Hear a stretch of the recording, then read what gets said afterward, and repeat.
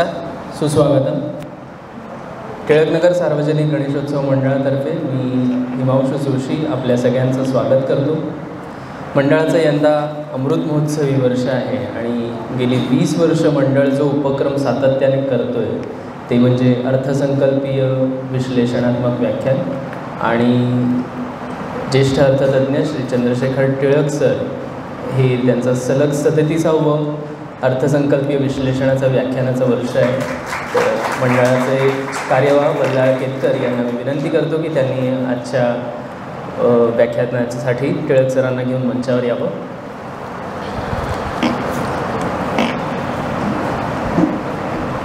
मी वल्लाळ केतकर यांना विनंती करतो की भेटवस्तू घेऊन त्यांनी सरांचं स्वागत करावं.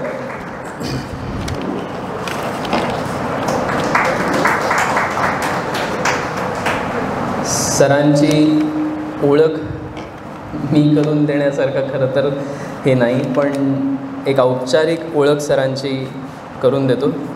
चंद्रशेखर टिळक, निवृत्त कार्यकारी उपाध्यक्ष NSDL, एकूण 40 वर्ष वित्तीय सेवा क्षेत्रात कार्यरत, त्यापैकी NSDLमध्ये 22 वर्ष, सेबीमध्ये 2 वर्ष आणि मुंबई स्टॉक मार्केटमध्ये 8 वर्ष. कार्यकारी उपाध्यक्ष, चीफ रिस्क ऑफिसर आणि राष्ट्रीय प्रमुख, राष्ट्रीय पेन्शन योजना, नॅशनल पेन्शन स्कीम हा निवृत्त होतानाचा पदभार. हर्षद मेहता, केतन पारेख यासारख्या गाजलेल्या आर्थिक घोटाळ्यात तपासणी अधिकारी.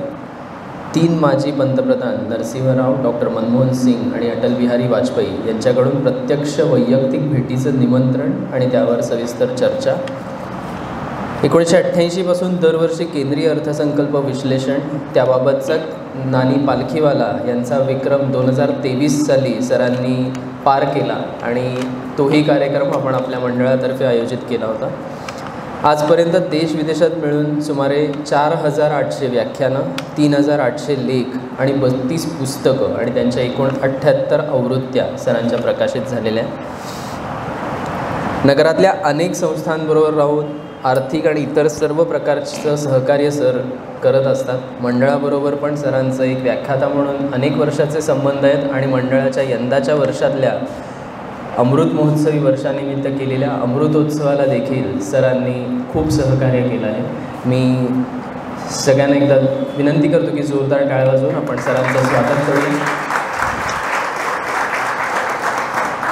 यंदाचं बजेटचं भाषण हे माझ्यासारख्या टॅक्स प्रॅक्टिशनरसाठी अत्यंत आवडीचं होतं, कारण कोणाचाच फोन आला नाही की माझा टॅक्स किती वाचेल हे विचारायला. त्यामुळे असंच एक प्रकारचं गूढ बजेटचं भाषण आपण सगळ्यांनी ऐकलं तर याचं विश्लेषण करण्यासाठी मी टिळक सरांना मंचावर येण्याची विनंती करतो आणि मंडळाचे कार्यवाह वल्लाळ केतकर यांना विनंती करतो की त्यांनी समोर स्थानावर. धन्यवाद. करायची सुरुवात. अगत्यशील आयोजक आणि अर्थप्रेमी श्रोते हो, आत्ताच प्रास्ताविकामध्ये हिमांशू असं म्हणला की यंदाचं अर्थसंकल्पीय भाषण गूढ होतं, कारण त्याच्यासारख्या प्रॅक्टिसिंग चार्टर्ड अकाउंटंटला भाषण संपल्यापासून गेल्या 4 दिवसामध्ये एकही फोन आला नाही की माझा कर किती वाचला. म्हणजे फक्त कर या दृष्टिकोनातनं बघितलं तर तो एवढा सुटकेचा निश्वास टाकतो आहे. तर माझ्यासारखा मनुष्य जो गेली 37 वर्षभर नसला तरी काही दिवस तरी बजेटनंतरचा बजेटवरती बोलतो आणि माझ्या गमतीनं घरात असं म्हटलं जातं की अर्थमंत्री थांबले की हा सुरू होतो. त्याला थांब म्हणता येत नाही, कारण ते त्याचं चरितार्थाचं नसलं तरी मनोतार्थाचं साधन आहे. त्यामुळे ते माझ्यासाठी हे भाषण किती गूढ असेल याचा विचार करू. तुमची जर हरकत नसेल तर सुरुवातीला एक विनंती करतो की जर शक्य असलं तर जितकं पुढच्या सीटवरती बसून घेता येईल तेवढं माझ्यासाठी सोयीचं जाईल, कारण फार लांबवरती बोलायचं तर नाही म्हटलं तरी नकळत वक्ता म्हणून आवाजाची पट्टी वाढवावी लागते. आणि आता वयाच्या 64व्या वर्षी सलग 2 तास 1.5 तास वरच्या पट्टीत बोलणं कठीण जातं. अर्थात इतका वेळ आज मी बोलणार नाही आहे हे सुरुवातीलाच स्पष्ट करतो. 1 फेब्रुवारी 2004 रोजी केंद्रीय अर्थमंत्री माननीय निर्मलाजी सीतारामन यांनी 2024-25 सालासाठीचा जो अर्थसंकल्प सादर केला तो आपल्यापैकी सगळ्यांना कल्पना आहे की तो इंटरिम स्वरूपाचा किंवा अंतरिम अर्थसंकल्प होता. त्या 56 मिनिटाच्या भाषणामध्ये नेमकं काय आहे काय नाही याचं हे आहे हे आहे हे आहे असं सांगणं आणि तेही डोंबिवलीकरांना सांगणं हा तुमचाही अपमान आहे आणि कदाचित मी आणि माझ्या आयोजकांचाही अपमान आहे. कारण गेली 37 वर्ष अर्थसंकल्प या विषयावर ज्या एकमेव गावात मी बोललो ते डोंबिवली आहे. आणि मगाशी बोलताना हिमांशू जे म्हणाला की गेल्या वर्षी नानी पालखीवालांचा रेकॉर्ड मी मोडला, खरं सांगायचं म्हणजे ते तुमच्यासारख्या मंडळींनी दिलेलं प्रोत्साहन, मार्गदर्शन आणि आशीर्वाद याच्या जोरावर ते मान्य झालं. आणि तुम्हाला सगळ्यांनाच कल्पना आहे की एकंदरीतच माझ्या कुठच्याही नवीन विषयाची सुरुवात भाषण म्हणून मी करतो असं गाव म्हणजे डोंबिवली. त्यामुळे त्या 56 मिनिटाच्या भाषणात काय आहे हे तुम्हाला माहिती आहे असं गृहीत धरून त्याच्यामध्ये गेल्या 4 दिवसामध्ये वर्तमानपत्रामध्ये, सोशल मीडियामध्ये आणि इलेक्ट्रॉनिक मीडियामध्ये जी चर्चा झाली नाही असे काही मुद्दे मोजक्या वेळामध्ये आपल्यासमोर मांडायचा माझा प्रयत्न राहील. मोजक्या वेळामध्ये म्हणण्याचं कारण असं की तुमच्यापैकी अनेकांना कल्पना आहे की यंदाच्या वर्षी बरेच वर्षांनी असं झालं की आत्ताचा अर्थसंकल्प हा इंटेरिम असूनसुद्धा प्री बजेट मी एकाच गावामध्ये 3दा बोललो. एक तर शास्त्री हॉलमध्ये माझी 26 जानेवारी, 27 जानेवारी, 28 जानेवारी अशी सलग 3 दिवस व्याख्यानमाला होती. आणि आत्ता मला व्यासपीठावरती उभं राहिल्यानंतर पुढच्या जो श्रोतृवृंदाचा अंदाज येतो आहे त्यातले जवळजवळ 50% श्रोते हे 28 जानेवारीच्या माझ्या शास्त्री हॉलच्या भाषणाला होते.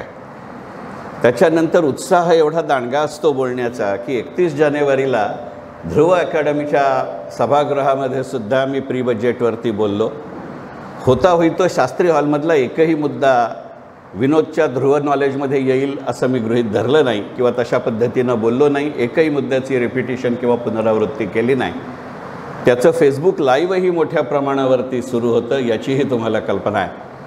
आणि हे कमी होतं म्हणून माझ्याशी फक्त आडनाव साधर्म्य, बाकी काहीही नातं नाही अशा आशुतोष टिळकशी, जो जळगावचा आहे, इंटरनॅशनल इकॉनॉमिक्स आणि इंटरनॅशनल पॉलिटिक्स याचा चांगला विद्यार्थी आहे. आणि फार फार तर मी असं म्हणू शकतो की गेली 37-38 वर्षाच्या सातत्यानं मी आर्थिक विषयांवरती, गुंतवणूक विषयांवरती बोलतो आहे.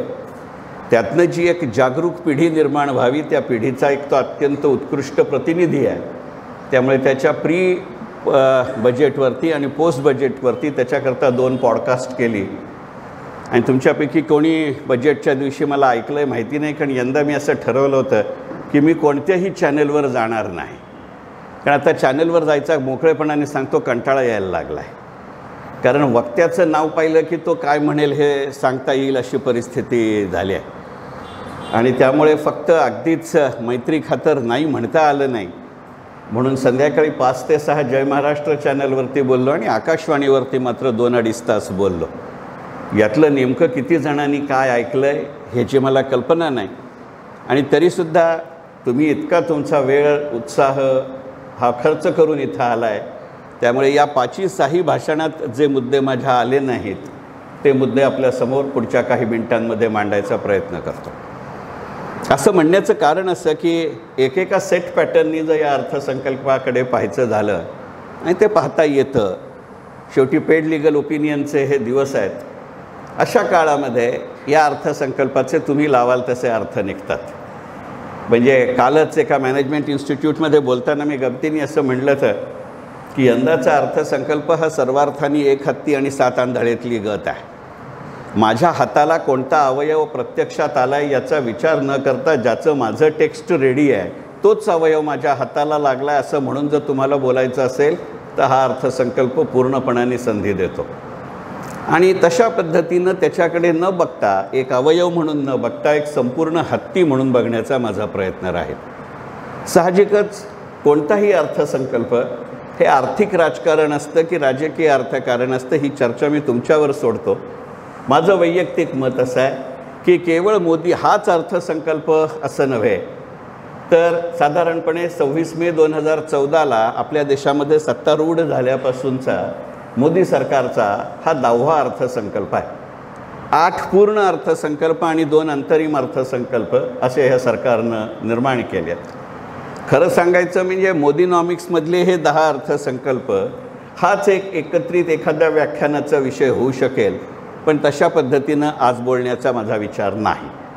कारण आज होता होई तो आयोजकांना 2024-25चा अंतरिम अर्थसंकल्प हा प्रकार अपेक्षित आहे. खात्रीपूर्वक सांगतो की येत्या काही दिवसांमध्ये माझ्या यूट्यूबच्या माध्यमातून या 10 अर्थसंकल्पांचा एकत्रित विचार करीन आणि ती लिंक तुमच्यापर्यंत पोहोचवण्याचा प्रयत्न करेन. असं असलं तरी यंदाच्या अर्थसंकल्पामधले जे 2-3 मुद्दे आहेत ज्याच्यावरती दुर्दैवानं फारशी चर्चा होत नाही तिथपासून सुरुवात करतो. अर्थसंकल्पानंतरची गुंतवणूक असाही विषय काही प्रमाणात घ्यायचा प्रयत्न करतो.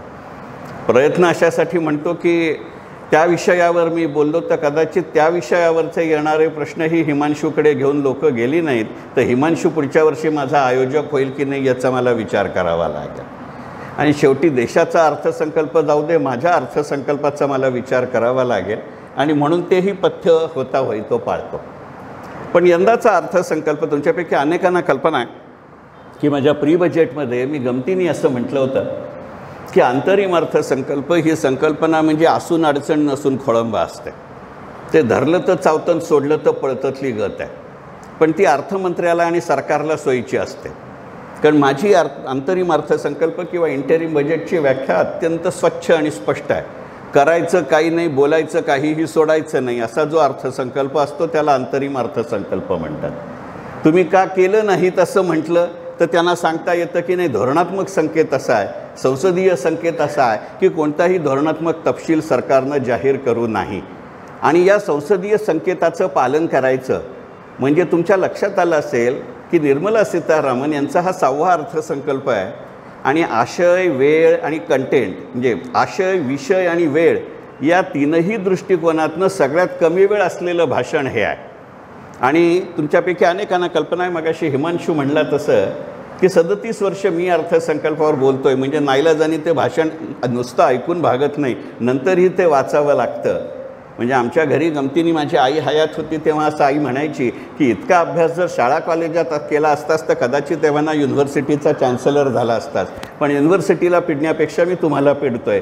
मी आईला गमतीने म्हणतो की instead of troubling the university I am troubling the entire universe नाव. अशा पद्धतीनं जर या विषयाचा विचार करायचा झाला तर खरंच याच्यामध्ये धोरणात्मक घोषणा नाहीत का याचा विचार करू. कारण अर्थमंत्री त्या 56 मिनिटात 2दा म्हणले आहेत की धोरणात्मक घोषणा करायच्या नाहीत असा संसदीय संकेत असल्यामुळे आम्ही आत्ता सांगत नाही. मग हे जर गणित आहे तर 80 कोटी जनतेला फुकटचं धान्य देतो ही घोषणा किंवा तपशील कसा आला? ही आकडेवारी 140 कोटीपैकी जर 80 कोटी जनतेला आजही मोफत धान्य द्यावं लागत असेल तर गेल्या 10 वर्षात आणि एकंदरीतच गेल्या 75 वर्षात आमच्या देशानं नेमकं काय मिळवलं याचा विचार करावा लागेल. चिंता करू नका, मी माझा राजकीय रंग बदललेला नाही, पण त्यातलं हे अर्थकारण आणि निखळ राजकारण लक्षात घेऊ. हे पूर्णपणानं ज्याला आपण राजकीय म्हणतो असं जरी नसलं तरी स्ट्रॅटेजिक पद्धतीचं विधान आहे. आणि हे ज्या वेळेला त्या पहिल्या पॅरेग्राफमध्ये म्हणल्या, माझ्याबरोबर माझा बजेट स्पीच पाहणारा माझा मित्र बसला आहे शिरीष खटी, त्याला मी त्या क्षणी म्हणलं तर की आता साधारणपणे पार्ट बीचा शेवट हा मोकळेपणाने सांगतो हे व्हाईट पेपर देणार असं करणार. आणि तुमचं जर लक्षात आलं असेल तर अर्थसंकल्पीय भाषणाच्या पार्ट बीच्या म्हणजे एकंदरीतच भाषणाच्या शेवटून 3ऱ्या परिच्छेदातली शेवटची ओळ अशी आहे की आजपर्यंत भारतीय अर्थव्यवस्थेपुढे नेमक्या काय अडचणी आल्या, त्या का आल्या आणि त्या आम्ही कशा सोडवल्या याबद्दलची श्वेतपत्रिका आमचं सरकार जाहीर करू. विधान नीट बघा. आजपर्यंत भारतीय अर्थव्यवस्थेपुढे काय अडचणी आल्या म्हणजे गेले 77 वर्ष अभिप्रेत, का आल्या गेली 77 वर्ष अभिप्रेत आणि त्या आम्ही कशा सोडवल्या म्हणजे ते फक्त गेली 10 वर्षाची उपाययोजना. म्हणजे आधीच्या सरकारनं काहीही केलं नव्हतं असं जर म्हणायचं असेल तर गडबड आहे. मग ह्याच्यातलं धोरण आपण लक्षात घेऊ. म्हणजे आज जे विरोधी पक्ष सारखे खवळले आहेत त्याच्यामध्ये हे आहे. आणि त्यातली एक गंमत आपण लक्षात घेऊ. सरकारनं आम्ही संसदेत ठेवू असं म्हटलेलं नाही आहे.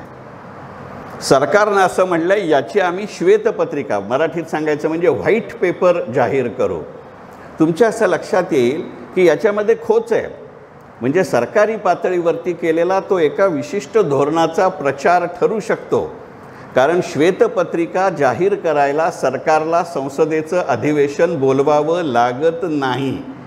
कारण कायद्यानुसार, संसदीय संरचनेनुसार श्वेतपत्रिका हे एक मंत्रालय जाहीर करत असतं. ते फक्त माहितीसाठी संसदेच्या पटलावर ठेवलं जातं, ती त्याची प्रीरिक्विजिट नाही. म्हणजे येणाऱ्या निवडणुकांमध्ये किती वेगवेगळ्या पद्धतीनं मोर्चेबंदी केली जाते ती करावी नाही याच्यावरती मी जात नाही, तो ज्याचा त्याच्या मर्जीचा प्रश्न आहे. इतके गमतीचे मुद्दे त्याच्यामध्ये आहेत. तुमच्यापैकी किती जणांच्या लक्षात आलं आहे मला माहिती नाही, परंतु हे 56 मिनिटाचं अर्थसंकल्पीय भाषण आणि त्याच्या निमित्तानं सरकारनं जाहीर केलेली जर वेगवेगळी कागदपत्रं पाहिली, अंतरिम अर्थसंकल्प किंवा इंटरिम बजेट असल्यामुळे सुदैवानं अत्यंत बेताची कागदपत्रं आहेत. इकॉनॉमिक सर्व्हे ही नाही आहे, सरकारने फक्त एक प्रारूप जाहीर केलं आहे. या सगळ्यामध्ये कुठेही निर्गुंतवणुकीकरण म्हणजे डिसइन्व्हेस्टमेंट नावाचा उल्लेखही नाही आहे. म्हटलं तर हे अनुल्लेखानं मारण्याचं गणित आहे, पण याचा संबंध केवळ शेअर बाजाराशी किंवा याचा संबंध केवळ गुंतवणुकीशी आहे असं समजणं चुकीचं ठरेल. आणि त्यामुळे कदाचित हिमांशूकडे या दृष्टिकोनातनं येणारे विषय बदलतील का याचा विचार करायला लागेल.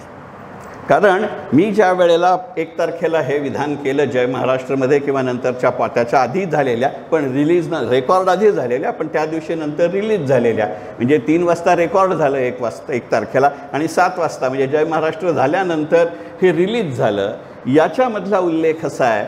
मी त्याच वेळेला म्हटलं होतं की डिसइन्व्हेस्टमेंटचा उल्लेख नाही, परंतु त्याच्यावरती चर्चा करताना अगदी 9च्या बातम्यांमध्ये सुद्धा निर्गुंतवणुकीकरणाचं उद्दिष्ट संदिग्ध नाही, उल्लेखच नाही आहे. आणि तुम्ही जर आज सकाळचे पेपर वाचले असतील तर निर्गुंतवणुकीकरण खात्याचे सेक्रेटरी म्हणजे तुहिनकांत पांडे यांनी स्पष्ट केलं आहे की कोणत्याही प्रकारे निर्गुंतवणुकीकरणाचं उद्दिष्ट आमच्या सरकारनं ठेवलेलं नाही. 2 गणितंही अत्यंत सरळ सोपी साधी होती. याचा जर एक राजकीय मुकाबला करायचा विषय झाला तर सरकार शांतपणाने म्हणेल की निर्गुंतवणुकीकरण करायचं म्हणजे नेमक्या कोणत्या कंपनीचं करायचं, ते किती करायचं हा धोरणात्मक निर्णय आहे. आम्हाला जरी कितीही खात्री असली, कारण भाषणाची सुरुवातच त्यांनी अशी केली अर्थसंकल्पीय भाषणाचा 4था पॅरेग्राफ की आत्ता आम्ही अंतरिम अर्थसंकल्प सादर करतोय, 1 जुलैला आमचं पूर्ण सरकार येईल तेव्हा पूर्ण अर्थसंकल्प करू. म्हणजे आता मल्लिकार्जुन खरगेंनीही लोकसभेमध्ये मान्य केलं की तुम्ही 400च्या पार जायची तयारी करताय म्हणून, म्हणजे त्याच्यावरनंही तुम्हाला टीका आहे. त्यामुळे ते पाहू जाता सरकार फार सावधानतानंच पवित्रा घेऊ शकतं की आमच्या मनात स्पष्ट आहे आम्हाला काय करायचं ते, आम्ही आत्ता कशाला सांगू, आत्ता आम्ही इंटरिम बजेट देतोय, आम्ही इथं थांबतो, नंतरचा विचार करू. पण ज्यांना अर्थकारणाची माहिती आहे, ज्यांना गुंतवणूक करण्याची माहिती आहे, ज्यांना बजेटची माहिती आहे, वेगवेगळ्या पातळ्यांवरती बजेट केलं जातं. इथे क्षीरसागर साहेब बसते, त्यांचा BMCच्या बजेटचा दांडगा अभ्यास आहे. ते बजेट कुणाचंही असो ते असं एका रात्रीत जन्माला येत नाही, महिन्याची त्याची प्रक्रिया असते आणि त्या प्रक्रियेचा सत्तेत कोण आहे याच्याशी सूत्रामही संबंध नसतो. कारण त्याच्या पहिल्या 3 टप्पे हे पूर्णपणाने ॲडमिनिस्ट्रेटिव्ह असतात. ज्या वेळेला इलेक्शन कमिशन आणि संपूर्ण निवडणूक यंत्रणा या 16 एप्रिलपासून होणाऱ्या लोकसभेच्या निवडणुकांच्या मतदानाची तयारी करत असेल, त्यावेळेला इकॉनॉमिक ब्युरोक्रेसी पूर्णपणाने जून-जुलैमधल्या बजेटच्या तयारीला लागलेली असेल याविषयी कुठेही शंका नाही. आणि त्यामुळे आज जेव्हा सरकार असं म्हणतं की निदान आम्ही पुढच्या बजेटपर्यंत डिसइन्व्हेस्टमेंट हे आमच्या रडारवर नाही, याचं एक देशाचं अर्थकारण म्हणून, एक देशाचं राजकारण म्हणून आणि एक देशाचं समाजकारण म्हणून असलेले पैलू किती आहे त्याचा आपण विचार करू. हा पहिलाच मुद्दा इतका स्पष्ट केला की बाकीचे पुढचे सगळे मुद्दे या 3 पॅरामीटरमध्ये थोडक्यात बसवण्याचा माझा विचार आहे. आणि तुम्हाला कंटाळा आला की तुम्ही सांगू शकता मी थांबेल, तुम्ही काही चिंता करू नका, तेवढा पंचुका वक्ता आहे आणि तरीही ते भाषण परिपूर्ण असेल याची मी खात्री देतो. एक गोष्ट लक्षात घ्या, ज्या वेळेला सरकार असं म्हणतं की निर्गुंतवणुकीकरण हे आत्ता आमच्या रडारवर नाही, याचा अर्थ असा आहे की सरकारला येणाऱ्या काळामध्ये शेअर बाजार एका विशिष्ट पातळीवर स्थिर राहील याची खात्री नाही. LICच्या बाबतीत जे काही हात दाखवून अवलक्षण झालं त्यावेळेला फार मोठी अपेक्षा होती, अगदी म्हणजे सरकारचीच अपेक्षा होती असं नाही. मी अगदी मोकळेपणाने सांगतो, मी 26 मे 2020ला वयाची 60 वर्ष पूर्ण केली म्हणून रिटायर झालो आणि तेव्हापासून मी ध्रुव नॉलेज वेलफेअर सेंटरच्या माध्यमातून महिन्यात 2दा तरी online paid investment training sessions घेतो. त्याच्यामध्ये डे पोझिशन ट्रेडिंगची मी जवळजवळ 50-60 सेशन घेते. त्याच्यात आजपर्यंत मी 160 स्क्रिप्ट सांगितल्या, त्यातल्या 158मध्ये लोकांना पैसे मिळाले, एका विशिष्ट टप्प्यामध्ये मिळाले आणि एका टीपनी सगळ्यांचं नुकसान केलं, इन्क्लुडिंग चंद्रशेखर टिळक, म्हणजे ती LIC आहे. कारण तो जो 930 रुपयानं IPOचा शेअर आला, आत्ता अलीकडच्या काळात कित्येक महिन्यानंतर तो 930च्या वर गेला होता. सरकारला अपेक्षा अशी होती की तो तो IPO आणल्यानंतर, तो डिसइन्व्हेस्टमेंट 2%ची 3%ची केल्यानंतर त्यांनी जर चांगला पैसा दिला तर पुढचा ट्रांचे करता येईल. परंतु तो न झाल्यामुळं सरकारनं त्या कोणत्याही गोष्टीला हात लावलेला नाही. IDBIमध्ये जी काही सगळं लाजते सरते पुढे फिरते चालू आहे ते आपण बघतोय. एअर इंडियाचा स्ट्रॅटेजिक सेल टाटाने घेतल्यामुळे सरकार सुटलं आहे, पण एअर इंडियाचं वर्क कल्चर टाटाच्या वर्क कल्चरशी जुळवून घेताना टाटाची काय गंमत जम्मत होती आहे हे आपण अनुभवतोय. मग कधीतरी त्याला DGCA दंड करतोय, कधीतरी वेगळीच प्रकरणं होत आहेत. मी वैयक्तिक कारणांमध्ये जात नाही, ती कुठच्याही एअरलाईनमध्ये होऊ शकतात. मग यातनं शहाणं होत सरकार आत्ता डिसइन्व्हेस्टमेंटचा निर्णय घेत नाही आहे का? तसं जर असेल तर हे सरकार तितकं मार्केटमध्ये ॲक्टिव्ह नाही आहे, हे मान्य करावं लागेल. आणि या बाबतीत तुम्ही माझ्यावर विश्वास ठेवू शकता. कारण जसं गेली 37 वर्ष मी अर्थसंकल्पाचं विश्लेषण करतोय, तसं माझ्या 40 वर्षाच्या कारकिर्दीमध्ये मी 32 वर्ष शेअर बाजाराशी निगडीत काम केलं आहे. 8 वर्ष BSE, 2 वर्ष SEBI, 2 वर्ष एका ब्रोकिंग फर्ममध्ये ट्रेडिंगचा इन्चार्ज आणि नंतरची 22 वर्ष NSDL. त्यामुळे मला जवळनं याची कल्पना आहे. अशा परिस्थितीमध्ये यातनं सरकार तुम्हाला आणि मला नेमकं काय संकेत देतं आहे याचा विचार करू. यातला पहिला संकेत असा आहे की हे सरकार येणाऱ्या काळामध्ये शेअर बाजाराला त्याच्या पद्धतीनं जाऊ देईल. कारण सरकारला खात्री आहे की आपण काहीही हस्तक्षेप केला नाही तरीही हा बाजार एका वरच्याच पातळीवरती स्थिर होईल. हे राजकीय विधान नाही, मी भाजपचा प्रवक्ता नाही, पण अर्थशास्त्र आणि गुंतवणूक मला माझ्या परीनं कळतं, मी माझे विचार तुमच्या पुढे मांडतो. याच्यापेक्षा पूर्णपणाने वेगळं मत तुम्हाला असण्याचा अधिकार आहे. मला जरासुद्धा राग नाही, कारण शेवटी शेअर बाजारात तेव्हाच व्यवहार होतात जेव्हा दिल्या वेळेला दिल्या शेअर दिल्या भावानं तेव्हाच खरेदी करता येतो, जेव्हा त्याच वेळेला तोच शेअर त्याच भावाने कोणीतरी विकायला तयार असतो.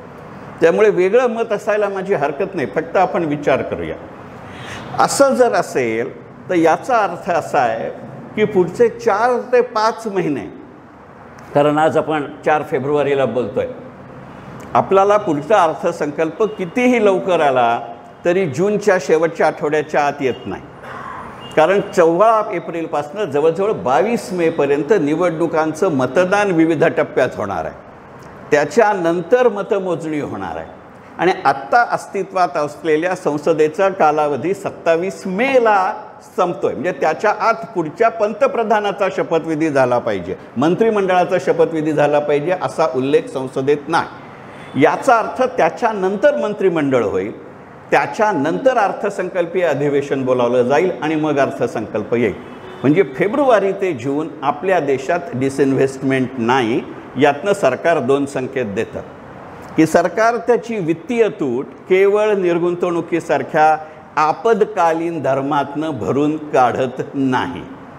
याचा अर्थ सरकारनं धोरणात्मक निर्णय म्हणून आत्ताच्या काळामध्ये कोणत्याही परिस्थितीमध्ये कराचे दर, कराची पातळी आणि कराची संरचना म्हणजे टॅक्स रेट्स, टॅक्स स्लॅब्स आणि टॅक्स ॲडमिनिस्ट्रेशन यातलं कोशातही बदल केलेला नाही.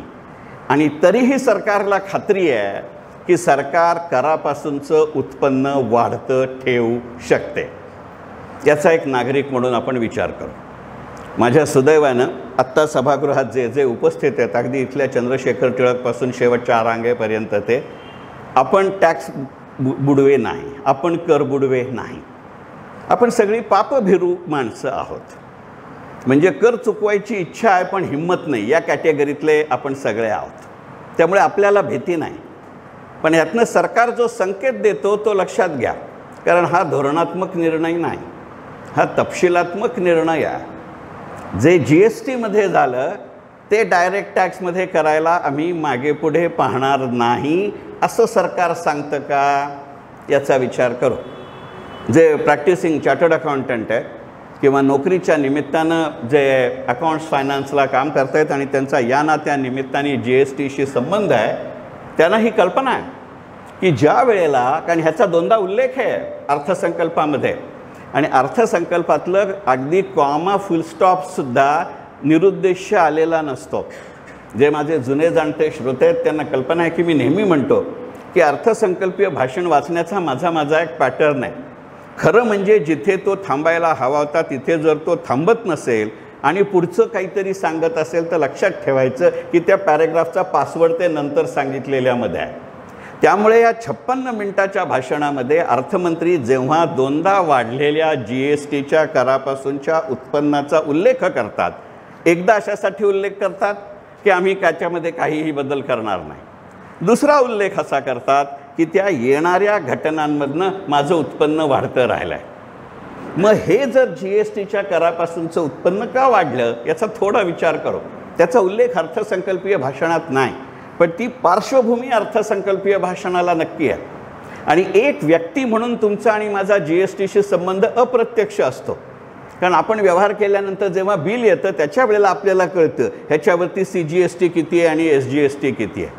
तो देण्या वाचून आपल्याला गत्यंतर नसतं. आपण काय म्हणतो, मूळ किंमत ते टॅक्स मिळून जी टोटल होते तो माझा भाव. पण सरकारला त्यातनं वाढीव उत्पन्न आपण लक्षात घेऊया की जर 2023 या कॅलेंडर वर्षाची सरासरी काढली तर ती 1.66 लाख कोटी रुपये दरमहा आहे. गेल्या काही महिन्यांचा जर विचार केला तर त्याचा जो पीकिंग आहे, म्हणजे टेक्निकल ॲनालिसिसमध्ये जसं हेड अँड शोल्डर पॅटर्न म्हणतात, तशा पद्धतीने जर GSTचा रेव्हेन्यूचा केला तर तो 1.8 लाख आहे. त्याच्या खालच्या ॲव्हरेजेसमुळे तो 1.66 1.68ला सेटल होतं आहे. तर त्याच्यामध्ये कराच्या दरामध्ये तर गेल्या काही वर्षात महिन्यात फारसा बदल झालेला नाही. एखादी नव्यानं वस्तू GSTमध्ये आणली आहे असं काही फारसं झालेलं नाही. आजही राजकीयदृष्ट्या मला कारणं माहिती नाहीत, पण सर्वपक्षीय सहमती आणि संवेदनशीलता आहे असे दारू, सोनं, कोळसा असले पदार्थ आजही GSTमध्ये आलेले नाहीत. सर्वपक्षीय सहमती आहे. आरडाओरड कोणाची करायची ती जरूर करू दे, पण आता तर आपल्याकडं फडणवीस, शिंदे, पवार तिघही वेगवेगळ्या पक्षाचे एकत्र आहेत, तरीही महाराष्ट्रात सुद्धा आलेलं नाही आहे.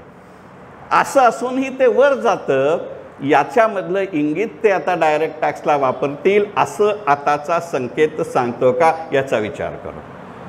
ते इंगित काय आहे, माझ्यापेक्षा हिमांशू चांगलं सांगेल की GSTचा दर नसेल बदलला, पण या सरकारच्या कार्यकालामध्ये GST इम्प्लिमेंट झाला तेव्हापासून सुरुवातीची काही वर्ष कोणत्याही प्रमाणात किंवा प्रकारे दंडात्मक कारवाई झालेली नाही.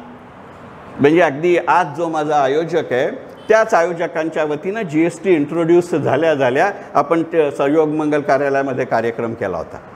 मी आणि माझीच बॅचमेट की जी GSTची त्यावेळेला डेप्युटी कमिशनर होती, वर्षा कोल्हटकर, जी आपल्या अरविंद कोल्हटकरांची वहिनी, आम्हीच दोघांनी GSTवरती सेशन घेत होतो. आणि तिने स्पष्टपणाने सांगितलं होतं की इतक्या लवकर आमची दंडात्मक कारवाई आम्ही सुरू नाही करतो, कारण लोकांपर्यंत ती कन्सेप्ट पोहोचणं महत्त्वाचं आहे. सुरुवातीच्या काळामध्ये आपण त्याच्यामध्ये असलेले रजिस्टर्ड व्हेंडरची संख्या वाढवली, पण गेल्या 2 वर्षामध्ये, गेल्या वर्षीच्या इकॉनॉमिक सर्व्हेमध्ये याचा उल्लेख आहे. अगदी आकडेनिशीवार सांगायचं झालं तर गेल्या वर्षीच्या इकॉनॉमिक सर्व्हेच्या 13व्या प्रकरणामध्ये 174व्या पानावर ही बातमी आहे.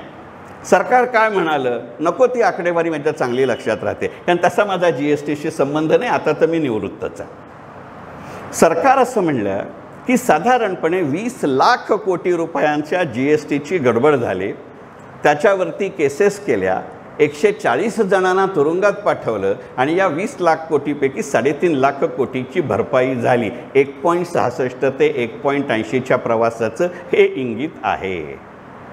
मग आता डायरेक्ट टॅक्सचा माझा सरकारचा म्हणून रेव्हेन्यू 11% वाढला, म्हणजे बजेट इस्टिमेट आणि रिव्हाइज्ड इस्टिमेटपेक्षा जास्त डायरेक्ट टॅक्स केलं, हे खरं कारण आहे. म्हणून माझ्या आयकरात बदल झालेला नाही. तुमच्या लक्षात येतं आहे का, या भानगडीमध्ये ते न्यू टॅक्स सिस्टम नावाचं एक खेचर आणलं. ओल्ड टॅक्स सिस्टम चालूच आहे. ओल्ड टॅक्स सिस्टम सांगताना असं आपलं न्यू टॅक्स सिस्टम 2 वर्षापूर्वी सांगताना अर्थमंत्री असं म्हणाल्या की तुम्हाला करात सवलती हवेत, ओल्ड टॅक्स कमी दराने द्यायचं आहे, पण टॅक्स एक्झम्पशन नको आहे, न्यू टॅक्स. मग हे असं गणित स्पष्ट ठेवायचं की नाही. तर गेल्या वर्षी माताजी असं म्हणाल्या की आता त्या न्यू टॅक्स सिस्टममध्ये मी स्टँडर्ड डिडक्शन देते. मग हे खेचर कशाला? याचा अर्थ असा आहे का की GSTमध्ये सरकारनं जे केलं ते डायरेक्ट टॅक्समध्ये होऊ शकतं. तुम्ही म्हणाल हा विघ्न संतोषी आहे, तिन्ही सांजेची वेळ आहे, बाहेरची लक्ष्मी घरात घ्यायची वेळ आहे, मान्य मला. पण शेवटी काय करू, पॅटर्न असतो. आणि तुमच्यापैकी सगळ्यांना कल्पना इथे बसलेल्या की माझ्या करिअरची सुरुवात शेवटी मी प्रोग्रॅमर म्हणून केले, त्यामुळे डेटाबेसमधला पॅटर्न लगेच पकडता येतो मला. यंदाच्या अर्थसंकल्पामध्ये एक गमतीची घोषणा आहे, तुमच्या लक्षात आलं आहे का? काहीही कारण नाही, पार्ट बीची चांगली सुरुवात केली होती. हल्ली मुळात पार्ट बीचं भाषण कमी असतं, त्यामुळे यंदा पार्ट बीचं भाषण कमी होतं याच्यात काही फरक नव्हता. ते कमी असतं कारण इनडायरेक्ट टॅक्सेस नावाची वस्तू राहिलीच नाही, कारण त्याचे निर्णय GSTमध्ये घ्यावे लागतात. ते अधिकार GST काउन्सिलला आहेत. कागदोपत्रिका होईना GST काउन्सिल निर्णय घेते आणि सरकार ते इम्प्लिमेंट करते. मग भले GST काउन्सिल केंद्र सरकारशी सल्लामसलत करून करत असेल, पण कागदोपत्री कसं केंद्र सरकार निर्णय घेत नाही. ते GST काउन्सिलचा चेअरमनी विरोधी पक्षाचा अर्थमंत्री असतो, सत्तारूढ पक्षाचा नसतो. म्हणजे एकदम ट्रान्सपरन्सी आहे.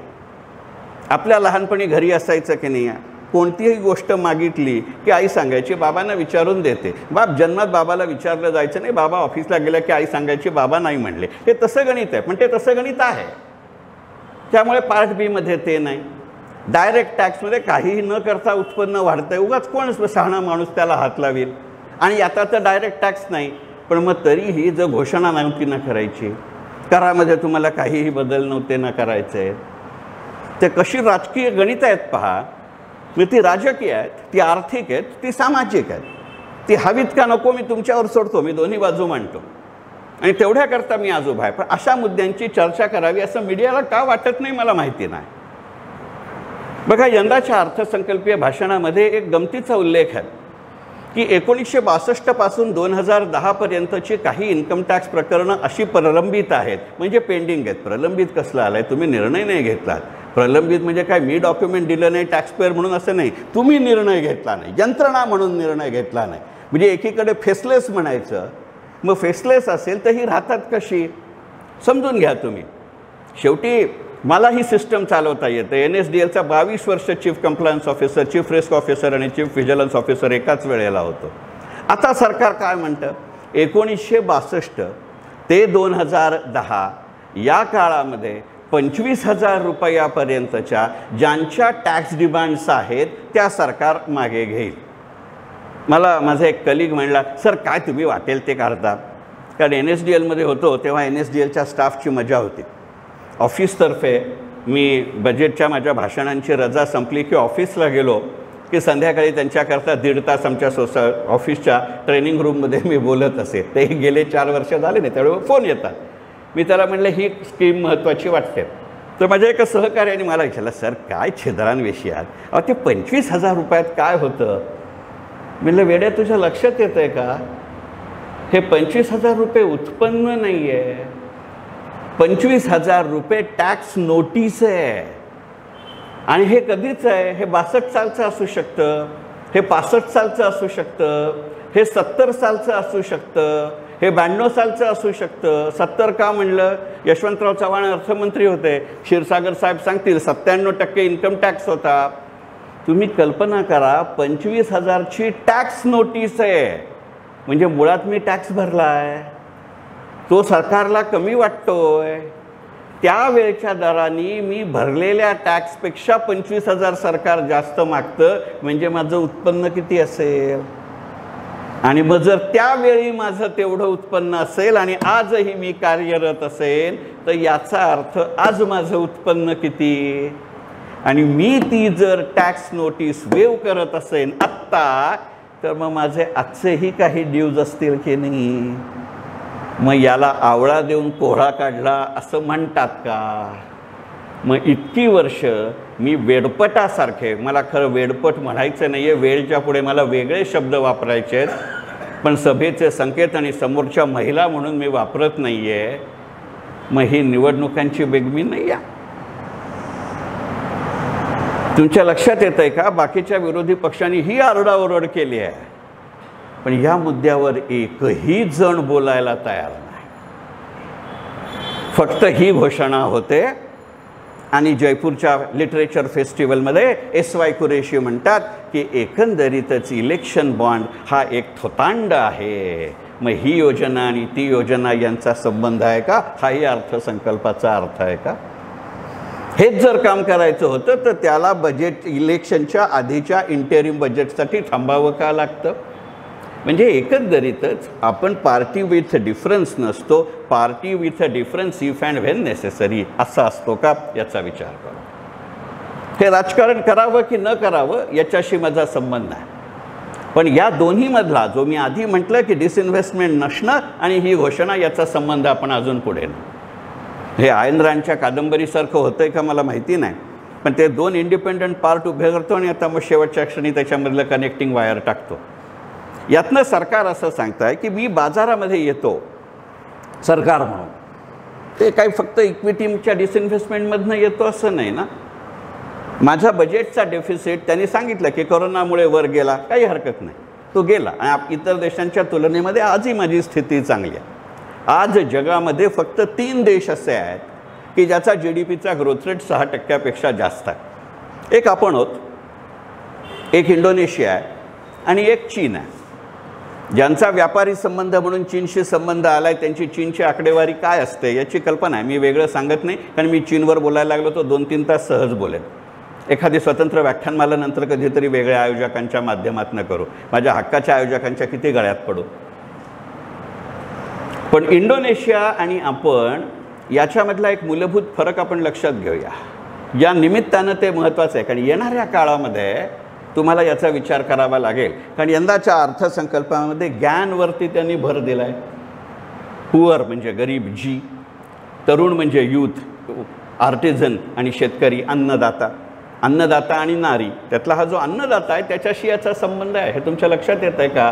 कारण इंडोनेशिया ही सर्वार्थाने ॲग्रिकल्चर आणि टुरिझम बेस्ड इकॉनॉमी आहे आणि गेल्या काही वर्षांमध्ये यंदाच्या आपल्या अर्थसंकल्पासहित आपल्याला ॲग्रिकल्चरमधनं उत्पन्न फारसं वाढलेलं नाही, पण टुरिझममधनं वाढलं आहे. यंदाच्याही अंतरिम अर्थसंकल्पामध्ये घोषणा आहे की सर्व बंदरांचा लक्षद्वीप सहित आम्ही विकास करू. ज्याला कळायचं त्याला कळतं. मग ही गणितं सरकार कशाच्या जोरावरती करतं? सरकार म्हणतं डेफिसिट तर ठेवू, आटोक्यात ठेवू, तरीही सरकार म्हणतं मी डिसइन्व्हेस्टमेंट करणार नाही, तरीही सरकार म्हणतं माझं डायरेक्ट आणि इनडायरेक्ट टॅक्सेसचं कलेक्शन वाढतं. याचा येणाऱ्या काळातला अर्थ असा आहे की निदान पुढचे 6 महिने तरी सरकार फिक्स्ड इन्कम सिक्युरिटीकडे लक्ष देणार आहे. तुमच्या माझ्या देशाच्या अर्थव्यवस्थेतले, तुमच्या माझ्या देशातल्या गुंतवणुकीच्या साधनातले जी व्याजदराशी निगडित साधनं आहेत ती महत्त्वाची ठरतील का याचा विचार करू. मगाशी जो मी उल्लेख केला की माझ्या शास्त्री हॉलमधल्या भाषणांचा, त्यातले निम्मे श्रोते समोर आहेत. मी त्यावेळेला सांगितलं होतं की फिक्स्ड इन्कम सिक्युरिटीवर लक्षात ठेवा आणि माझी बत्ती शिवटली आहे. सरकारने नाही त्याचा उल्लेख केलेला, पण गेल्या 3 दिवसामधले पेपर आणि गेल्या 3 दिवसातले तुम्हाला आलेले कॉल याचा विचार करा. 1 फेब्रुवारीला असा अर्थसंकल्प येतो, डिसइन्व्हेस्टमेंटचा उल्लेख नसतो, तरीही डेफिसिट कायम ठेवू असं म्हणतात, रादर कमी करू असं म्हणतात. आणि त्याच्यानंतर तुम्हाला बजाज फायनान्सच्या FDचा फोन येतो. 44 महिन्याची योजना असते, सिनियर सिटीजनसाठी 8.7% व्याज असतं, इयरली इंटरेस्ट घेतलं तर. हे योगायोग असतात. गेल्या 4 दिवसामध्ये तुम्हाला टाटा AIAचा फोन येतो, आमची अशी स्कीम आहे. हा योगायोग असतो का? गेल्या 4 दिवसामध्ये तुम्हाला HDFC बँकेतनं फोन येतो, आमची अशी योजना आहे. हा योगायोग असतो का? मग ही येणाऱ्या काळामध्ये तुमचे GSEC आणि तुमच्या कॉर्पोरेट बॉन्डची चलती असते का हा विचार करा. मी इन्फ्रास्ट्रक्चर बॉन्ड म्हटलेलं नाही, कारण इन्फ्रास्ट्रक्चर बॉन्डची सांगड विनाकारण, तसं काही खरं कारण नाही आहे, पण विनाकारण आपण सगळ्यांनी टॅक्स सेव्हिंगशी घातली आहे. येणाऱ्या काळात इन्फ्रास्ट्रक्चर बॉन्डला टॅक्स सेव्हिंग असणार नाही. हे सरकार तुम्हाला सांगतं आहे का? याचं उत्तर हो असं आहे. म्हटलं तर तपशिलात्मक, म्हटलं तर धोरणात्मक. आणि यातली मिसिंग लाईन अशी आहे ज्यांनी 27 जानेवारीचं माझं शास्त्री हॉलमधलं भाषण ऐकलं आहे गुंतवणूक क्षेत्र 2024 आणि नंतर, त्यावेळेला मी ह्या मुद्द्यावरती सविस्तर बोललो होतो, त्यामुळे आत्ता त्या विषयावर बोलणार नाही, पण ओझरता उल्लेख नक्की करेन.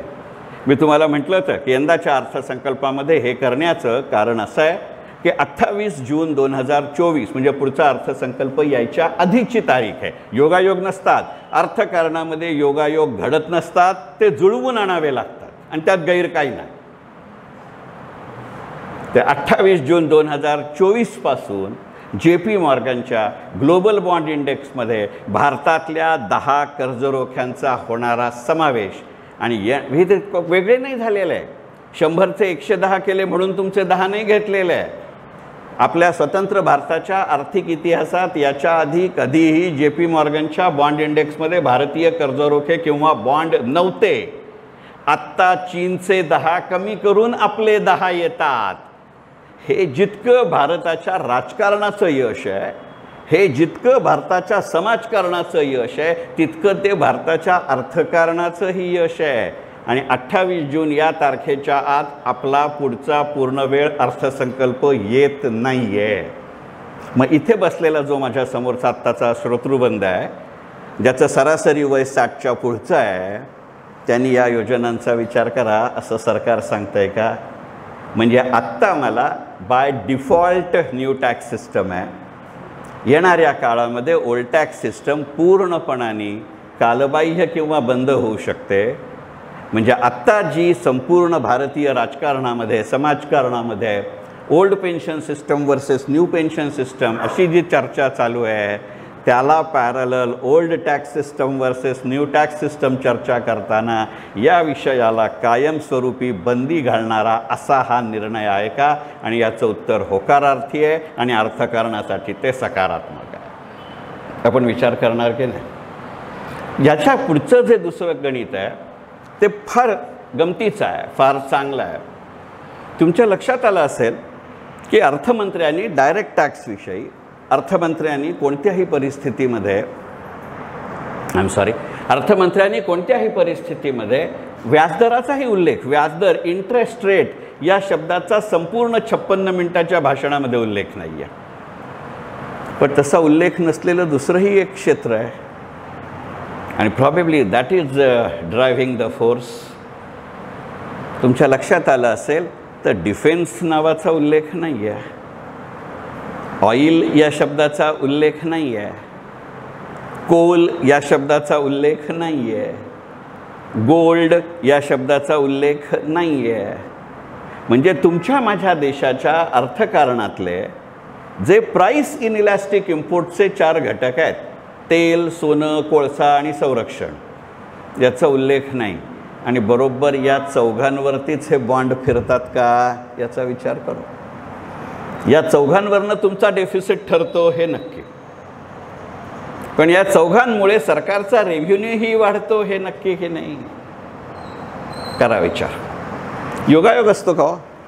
1 फेब्रुवारी 2024ला डिफेन्स या शब्दाचा उल्लेखही नसलेला इंटेरिम बजेट येतं, आणि 31 जानेवारी 2024च्या पेपरमध्ये आयुष्यात कधी नव्हे ते पहिल्यांदा माझगाव डॉक एक जाहिरात देतं किंवा छोटी बातमी देतं, 4 ओळीची बातमी आहे, but that indicates the changing composition of Indian economy. Mazagon Dock असं म्हणतं. याचा काही प्रमाणात उल्लेख मी शास्त्री हॉलच्या भाषणात केला होता, काही प्रमाणात याचा उल्लेख माझ्या विनोद देशपांडेच्या ध्रुव नॉलेजमध्येही केला होता, त्याबद्दल माफी मागतो. कारण हा मुद्दा घ्यावा लागेल. एक संलग्न भाषण म्हणून, विशेषतः ते रेकॉर्ड होत असताना, हे फार पापाचं असतं रेकॉर्ड होणं, फार बंधनं पाळावी लागतात. गमतीचा मुद्दा सोडू.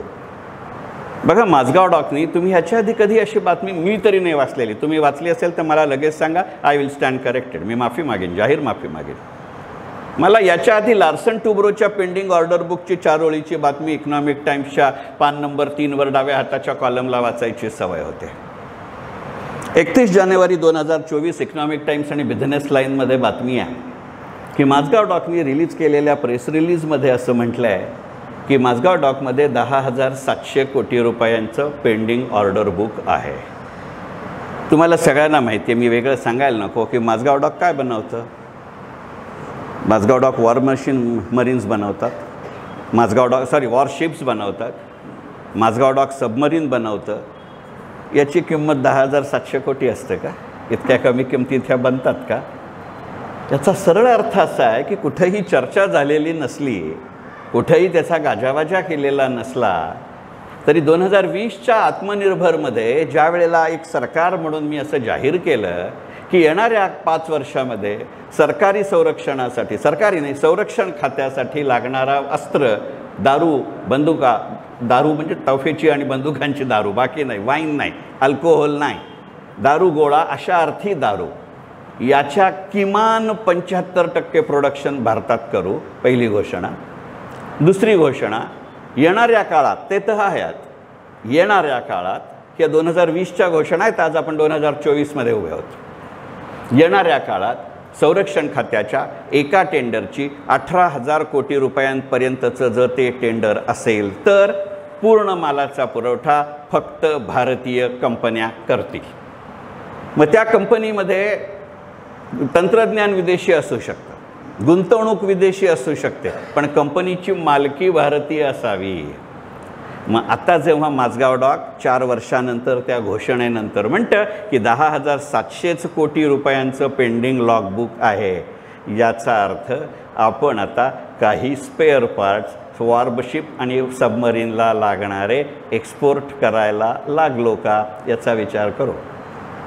काही प्रमाणात आपण इतरांच्या वॉरशिप्स आणि सबमरीन सर्व्हिसिंग आणि रिपेअरिंग करून द्यायला लागलो का, याचा विचार करू.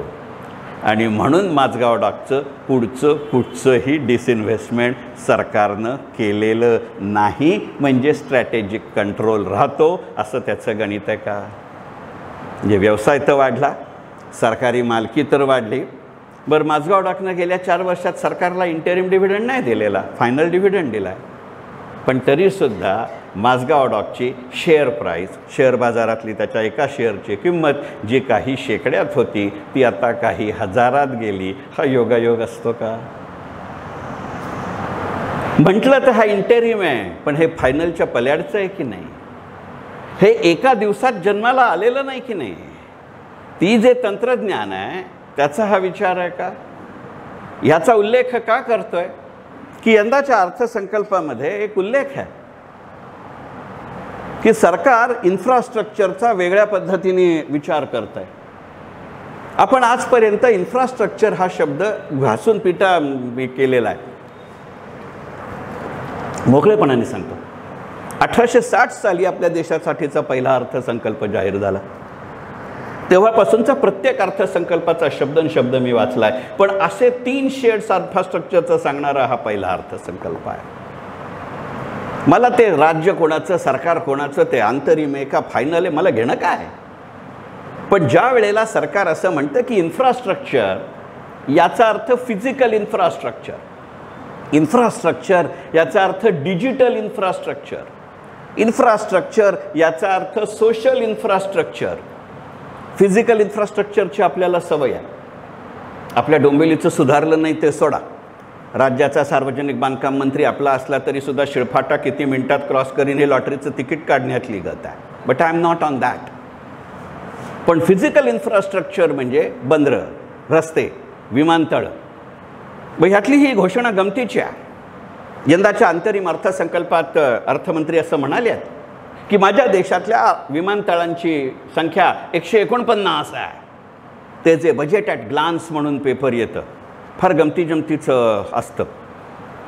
सुदैवाने किंवा दुर्दैवाने एका टप्प्यावरती, यावर्षी नाही पण अनेक वर्षांपूर्वी ते काम मी केलं आहे, त्यामुळे किती काळजी घ्यावी लागते त्याची मला कल्पना आहे. क्षीरसागर साहेब माझ्या मताशी सहमत होतील, कारण लय पॉलिटिकल डॉक्युमेंट असतं ते.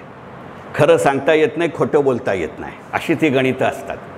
त्यामुळे आता जर तुम्ही बजेट ॲट ग्लान्समध्ये गेलात किंवा येणाऱ्या काळातल्या व्हाईट पेपरमध्ये गेलात तर ते सांगतील 2014 साली विमानतळांची संख्या X, मग तसं मोठा पायचार्ट काढतील. आता 2024 विमानतळांची संख्या 149. पायचार्ट हा युसलेस चार्ट आहे. लोकांना उल्लू बनवायचं असेल तर असे चार्ट बीट करतात, अदरवाईज तो फिजिकल स्टेटमेंटमध्ये बोलतो. आता यंदा अर्थमंत्री काय म्हणाल्या की 149 एअरपोर्ट आहेत. माझ्या देशातल्या सर्व विमान कंपन्या मिळून 1000पेक्षा जास्त विमानांची ऑर्डर दिलेली आहे. बरोबर आहे. पण आपण लक्षात घेतलं पाहिजे ना की ते 149 पैकी किती विमानतळ चालू आहेत, सॉरी सुरू आहेत म्हणतो, पुन्हा साला ते मराठीत चालू या शब्दाला भयंकर अर्थ आहेत. मुळात हे विधान चालू आहे की 149 एअरपोर्ट आहेत ते. अरे आमच्या महाराष्ट्रातही 3 एअरपोर्ट आहेत, नाशिक, सोलापूर आणि कोल्हापूर. इथे बसलेल्यातल्या एकाही माणसानं सांगावं गेल्या 20 वर्षात एकदा तरी तो विमानानं तिथे उतरला आहे. मी 20 वर्ष असासाठी म्हणलं, मी, शिरीष, राजन नाईक, रवी अंकल कोठे आम्ही जोशी हायस्कूलमध्ये 7वीत होतो ना, त्या वर्षी नाशिकच्या विमानतळाची सुरुवात झाली. आमची शाळेची 1 दिवसाची ट्रिप काढली होती. इथनं जाताना विमानाने नाशिक पंचवटी बघून संध्याकाळी ट्रेननी परत. आता तो विमानतळ कुठे आहे मला माहिती नाही. सोलापूर आणि कोल्हापूरची तीच स्थिती आहे. गँगटॉकच्या शेजारी एक विमानतळ आहे, त्याच्यामध्ये फक्त 12 वेळा विमान उतरलं कारण त्याची टोपोग्राफी म्हणले वाईट आहे. अरे मग तो विमानतळ बांधताना कळलं नव्हतं का? म्हणजे ह्या 149ला अर्थ नाही आहे. पण यातला अर्थ इतकाच आहे की अंडर एनी सर्कमस्टान्स आम्हाला पर्यटनातनं पैसा मिळवायचा आहे, कारण हे पॉलिटिकल स्टेटमेंट आहे. आणि हे विधान पिंच ऑफ सॉल्टने घेऊ. पुढचं विधान करताना म्हणजे एक कळकळीची विनंती आहे की ह्या मुद्द्याकडे केवळ नागरी पर्यटन म्हणून पाहू नका. माझ्या नोकरीचं 40 वर्षाचं स्वरूप तुमच्यापैकी अनेकांना कल्पना आहे की मगाशी जेव्हा उल्लेख झाला की हर्षद मेहता केतन पारेखचा तपासणी अधिकारी इतकेच माझा जॉब संवेदनशील नव्हता. इतर अनेक तपशील आत्ता वेळेच्या अभावी आणि काही वेगळ्या कारणानं सांगू शकत नाही. पण ह्या संवेदनशीलतेचा विचार करा. या 149 एअरपोर्टमध्ये केवळ नागरी सेवा नाही म्हणून खिल्ली उडवणं सोपं आहे. हा मुद्दा आधीच का सांगितला की तुमच्यापैकी कोणीतरी हा मुद्दा मांडेल. त्याची असलेली दुसरी बाजू आपण लक्षात घेऊ. दरवेळेला लष्करी सेवेसाठी मला वेगळा विमानतळ दृगोच्चर पद्धतीनं तयार करता येत नाही, कारण then it becomes a easy target. अनेक संवेदनशील गोष्टींची, वस्तूंची जी ने-आण करायची असते, वाहतूक करायची असते, त्यावेळेला मला ती रेल्वेनं करता येत नाही. Not only time is critical but a security of that good is more critical. हा म्हणजे विमानावरती हल्ला होऊ शकत नाही असल्या भ्रामक कल्पनेत मी नाही, पण त्याची प्रॉबेबिलिटी वेगळी असते, त्याची डिटेक्शन सिस्टम जास्त स्ट्रॉंग आहे. आता या मुद्द्याचा मगाच्या 10,700 कोटीच्या माझगाव डॉकशी सांगड घाला, बाकीचे तुम्ही सुज्ञ आहात. आता तुमच्या लक्षात आलं, मनोहर पर्रीकर जेव्हा माझे संरक्षण मंत्री होते तेव्हा 3 महत्त्वाच्या डिफेन्स एअरपोर्टमध्ये आपण डिमार्केशन कशी केली, आणि आता बरोबर तेच उडानचे वेगळे सपोर्टर आणि डेपो बेस होतात. ही गोष्ट वेगळी असते का? उडानमध्ये आज मी 370 रद्द केल्यानंतर जम्मू काश्मीर आणि लेह हे 3 केंद्रशासित प्रदेश होतात. त्या तिघांमध्ये मी 2-2 एअरपोर्ट देतो. याचा अर्थ आपण समजून घेतला पाहिजे की नाही? 1000 नवीन विमानं येतात, याचा अर्थ मी समजून घेतलं पाहिजे की नाही? हे धोरणात्मक असतं, हे तपशिलात्मक असतं, हे आर्थिक असतं, हे सामाजिक असतं आणि हे लष्करीही असतं. हे कळणार की नाही? टीका करायची तर कोणालाही करता येते. दुर्दैवानं हा मुद्दा आमच्या देशामध्ये स्पष्ट करावा लागतो. हीच त्याची संवेदनशीलता कमी करणारी गोष्ट आहे की आम्ही किती असंवेदनशील हो. त्याचं उदाहरण आहे फिजिकलचं. पुढचं उदाहरण आहे डिजिटल इन्फ्रास्ट्रक्चर. चिंता करू नका, हातात कागद नाही आहे पण डोक्यात मुद्दा क्लिअर आहे. आपण सगळे टेक्नॉलॉजी वापरतो. करोनामुळे बाकी काय असो, माझ्या पिढीला सुद्धा जीपे वापरायची सवय झाली. आता आम्ही माहीर झालो. ज्यावेळेला बँकेत जाईन असं झालं त्यावेळेची मग आमच्या पिढीची स्थिती लय बिकट होती. अगदी मोकळेपणानं सांगतो. म्हणजे मी पावगी काकांना पैसे पाठवले की मी पावगी काकांना, तो मला सिग्नल आला रे आला की मी पावगी काकांना फोन करायचं, सर काका मी पैसे पाठवलेत, तुम्हाला मिळालेत की नाही? अरे नसतील मिळाले तर पावगी काका धरतील ना तुझा कान रस्त्यात. मग पावगी काका म्हणते थांब जरा बघून सांगतो. मग तोपर्यंत मला बँकेचा मेसेज येतो की your account has been debited for so much of rupees. ते झालं रे झालं की मी तो मेसेज बंद करतो, बँकेच्या वेबसाईटवर जायचं. ते स्टेटमेंटमध्ये दिसतंय का? बरं इथं थांबायचं का नाही गणित? दुसऱ्या दिवशी आम्ही सगळे ठाणे जनता सहकारी बँक पासबुक अपडेट करून घ्यायचं आहे. आपण त्या स्थितीत राहिलो का? तुम्ही हसू नका. या डिजिटल इन्फ्रास्ट्रक्चरशी त्याचा संबंध आहे. सरकार तुम्हाला धोरणात्मक काही सांगणार नाही असं म्हणत म्हणत काय काय सांगून गेलं आहे पहा. याचा तुमच्या अर्थकारणाशी संबंध आहे, याचा तुमच्या व्यवहाराशी संबंध आहे, याचा तुमच्या गुंतवणुकीशी संबंध आहे. आज ज्या वेळेला सरकार डिजिटल इन्फ्रास्ट्रक्चर म्हणतं त्यावेळेला सरकार फक्त 5Gचा विचार करत नाही आहे, सरकार 6Gचा विचार करत आहे. आज 2 रुपयाचा चॉकलेटसुद्धा मी इलेक्ट्रॉनिक पेमेंटने घेऊ शकतो आणि 2 लाख रुपयापर्यंत जर माझा बँकेशी टायअप असेल तर मी पावकी काकांना पैसे पाठवू शकतो कोणालाही. आता मी बघत नाही तर झिंगझँग असा म्युझिक वाजवत मेसेज येतो का? पण तुम्ही कल्पना करा, मी 1G कडनं 1G कडनं 2G कडे गेलो, त्याच्यापेक्षा कमी वेळात 2G कडनं 3G कडे गेलो, त्याच्यापेक्षा कमी वेळात 3G कडनं 4G कडे गेलो, त्याच्यापेक्षा कमी वेळात मी 4G कडनं 5G कडे गेलो. अजूनही 5G पूर्णपणाने इम्प्लिमेंट व्हायच्या आत मी 6G कडं जातोय. यातनं माझा डेटा सेटचा साईज बदलणार आहे, यातनं माझा कम्युनिकेशनचा मेसेजचा साईज बदलणार आहे, यातनं माझा फिनान्शियल ॲसेटच्या रेकॉर्डचा साईज बदलणार आहे आणि यातनं माझ्या सर्व्हरची रिक्वायरमेंट बदलणार आहे. एकाच वेळेला मला हार्डवेअर, सॉफ्टवेअर, नेटवर्किंग, मेसेजिंग आणि कम्युनिकेशन बदलावं लागणार आहे. जमतं तो जिंकतो, ज्याला जमत नाही तो हरतो. आता कळलं इन्फोसिस आणि विप्रो मागे का आणि TCS आणि टाटा टेक्नॉलॉजी मागे का, पुढे का. मी 2020 सालपासनं माझ्या सेशनमध्ये सांगत होतो TCSचे शेअर घ्या. तर एक ओळखीचे गृहस्थ आहेत, नाव नाही घेत, सभागृहात आहेत, पण असं बोलणं योग्य नाही. ते मला गमतीने म्हणले की अरे माधव जोशी टाटामध्ये काम करतात, ते म्हणत नाही तितके वेळा तू TCS घ्या असं म्हणतो. म्हटलं कारण आहे माधव जोशी सल्लागार आहेत, मी युजर आहे, त्यामुळे I know how it works.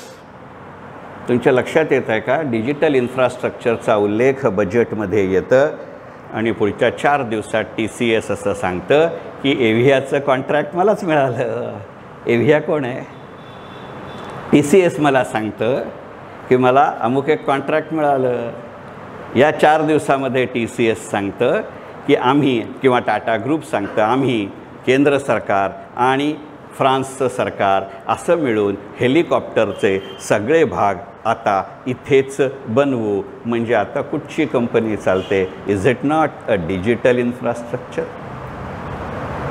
हे धोरणात्मक नाही आहे, तपशिलात्मक आहे. कारण 5Gतनं 6Gमध्ये जाणार हे गेल्या वर्षीच्याच अर्थसंकल्पात सांगितलं आहे. आता कळलं TCS, टाटा टेक्नॉलॉजी आणि पर्सिस्टंट सिस्टम का वाढले. आईला किती टिप द्यायच्या तुम्हाला? काहीतरी माझ्या पुस्तकांचा विचार करा. पुढचा मुद्दा सोशल इन्फ्रास्ट्रक्चर. या सगळ्याची हिंट मी वेगवेगळ्या उदाहरणातनं माझ्या आधीच्या दोन्हीमध्ये दिली होती. मला बरं वाटतं आहे, जे चुकलं तेही सांगितलं मी सुरुवातीलाच. सोशलमध्ये शिक्षण येतं, आरोग्य येतं, वैद्यकीय सेवा येतात. याचा विचार करणार की नाही आपण? पण त्याच्याबद्दल सरकार अत्यंत कमी बोललं आहे. त्याचं कारण लक्षात घेऊ. आणि इथं राजकारण आहे, इथं राजकारण आहे. कारण तुमच्यापैकी सगळ्यांना कल्पना आहे की शिक्षण, आरोग्य हे विषय एकट्या केंद्र सरकारच्या अखत्यारीत येत नाहीत, ते राज्य सरकारांच्याही अखत्यारीत येतात. आणि GSTचा अंमल सुरू झाल्यापासून आपल्या देशामध्ये राज्य सरकारांचं कराच्या महसुलातलं उत्पन्नातला वाटा हा वाढता राहिला आहे. त्यामुळे केंद्र सरकार शांतपणे म्हणेल उत्पन्न तुमचं, खर्चही तुम्ही करा, मी एनेबलिंग प्रोव्हिजन करतो. मग हा धोरणात्मक नाही, हा तपशिलात्मक निर्णय आहे का? याचा तुम्ही विचार करा. तुमची हरकत नसेल तर अजून 2 मिनटं बोलतो आणि एक मुद्दा घेतो. यंदाच्या अर्थसंकल्पामध्ये ज्या 2 गोष्टींचा उल्लेख आहे त्याच्याकडे बघणं मला महत्त्वाचं वाटतं.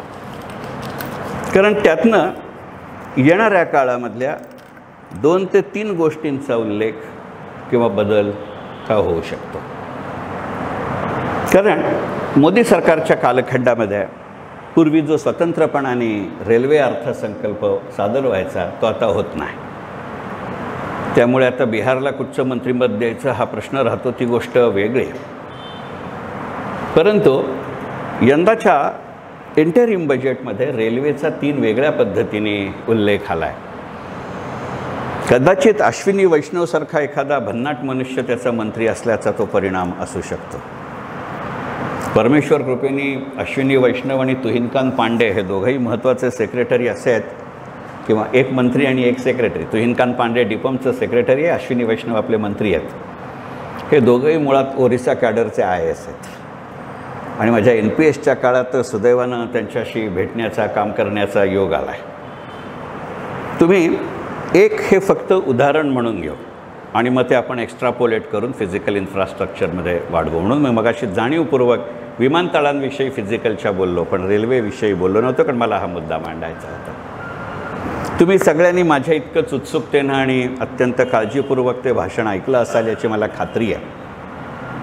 कदाचित रेल्वेच्या बजेटमध्ये जेव्हा ते स्वतंत्रपणाने यायचं ना, तेव्हासुद्धा असा उल्लेख आला नसेल की they have given a guideline, they have not given the details नंतर आली आहेत आणि ते बजेट स्पीचचा भाग नाही आहेत, ते फायनान्स बिलमधल्या ॲप्रोप्रिएशनचा भाग आहेत. की महाराष्ट्राला 15,551 कोटी रुपये दिले आणि ह्या 15 मार्गांवरती ती वाहतूक होणार आहे, हा बजेटचा भाग नाही आहे, हा फायनान्स बिलचा भाग आहे. I am not on that, कारण ते तपशील बदलू शकतात. शेवटी आपण माहीर आहोत, कारण तसं जर बघायचं झालं तर कल्याण ते कसारा तिसरी मार्गिका ही गेली अनेक दिवस आहे, पण ती लँड ॲक्विझिशनमुळे अडकली आहे. आणि लँड ॲक्विझिशन हा सेंट्रल बजेटचा विषय नसतो, तो लोकल बजेटचा विषय असतो. आणि म्हणून त्या दृष्टिकोनातनं या घोषणेकडे बघू नका. मला फार बरं वाटलं की आपण नेहमी म्हणतो की एखादी घोषणा झाली की ती कशी अंमलात येईल याच्याविषयी आपण विचार करत असतो. मग आपण असं म्हणतो की अरे हा इथनं रस्ता जायचा होता, ते माहिती होतं म्हणून या राजकीय नेत्यांनी त्याच्या आजूबाजूचे प्लॉट घेतले आणि मग ते कामाला सुरुवात झाल्यानंतर चढ्या भावाने विकले. अशी संधी तुम्हाला आणि मला मिळेल की नाही हे आपण किती LRCTवरती आहेत ते अवलंबून आहोत. आणि त्याचबरोबर संबंधित केंद्र सरकार, संबंधित राज्य सरकार, संबंधित स्थानिक प्रशासन किती वेगाने त्याच्याकडं काम करतं याच्यावरती ते अवलंबून असतं. हे तिन्ही घटक महत्त्वाचे आहेत. आणि मी हे रेल्वे संबंधात या अर्थसंकल्पामध्ये असलेल्या घोषणांबाबत करतो, कारण त्या प्रोजेक्टचं महत्त्व, त्या प्रोजेक्टचं गणित हे ते किती वेगाने प्रकल्प इम्प्लिमेंट केला जातो याच्यावर अवलंबून असतो. प्रत्येकच प्रकल्प उरी द सर्जिकल स्ट्राईकसारखा एका रात्रीत एक्झिक्यूट नाही केला जात. काही माणकोली ब्रिजसारखेही प्रकल्प असतात. मे 1970ला माझ्या वडिलांनी डोंबिवली पश्चिमेला घर बांधलं, पावगी काकांना माहिती आहे. 6 मे 1970ला आमच्या त्या घराचा वास्तुशांत झाले. त्यावेळेला जे आपल्या म्युन्सिपाल्टीचे मुख्य कार्यकारी अधिकारी होते, त्या डोंबिवलीच्या लँड डेव्हलपमेंटमध्ये आजरामर आहेत, त्या गाडगीळ साहेब आमच्याकडे आले होते. तेव्हा ते माझ्या वडिलांना म्हणले, टिळक तू काय चिंता करू नको, या भागामध्ये चांगले रस्ते होतील. मे 70मध्ये पुढच्या 3 महिन्यात माणकोली ब्रिज तयार होतं आहे. मे 70. आत्ता मी मे 2024मध्ये पलीकडं राहायला गेलो आणि त्याच आठवड्यातलं आमच्या बांधकाम मंत्र्यांचं मत आहे पुढच्या 3 महिन्यात माणकोली ब्रिज तयार होईल. 70 ते 2024 या 54 वर्षात 3 महिने पूर्ण झाले नव्हते. आणि एवढ्याकरता हे तिन्ही घटक लागतात. मग तेवढा वेळ तुम्हाला मिळतो. रेल्वे तुम्हाला या बाबतीत काय सांगते ते मी सांगितलं. फक्त त्यातली जी व्हल्नरेबिलिटी आहे ती तुमच्या दारातल्या उदाहरणांनी दिली इतकंच. माझा काही रवींद्रदादा चव्हाणांना विरोध आहे असं निष्कारण गैरसमज करून घेऊ नका. पण हे या 3 गंत्रमध्ये जातं. कारण सरकारनं काय सांगितलं, कुठे माझे पुढचे रेल्वे प्रकल्प होते, हे सूत्र आहे.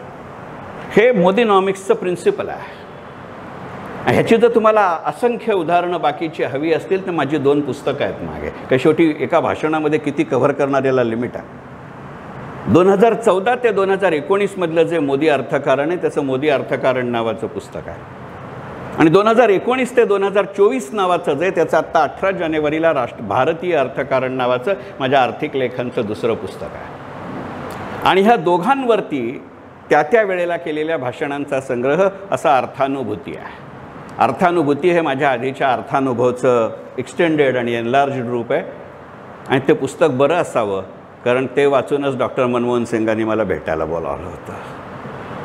आणि 15 मिनिटाची अपॉइंटमेंट होती, 8 तास आम्ही बरोबर होतो आणि चिंता करू नका त्यातले 4 तास डॉक्टर मनमोहन सिंग बोलत होते. म्हणजे ते बरं असावं. I am not on that. सेन्सिटिव्हिटीचा विचार करू.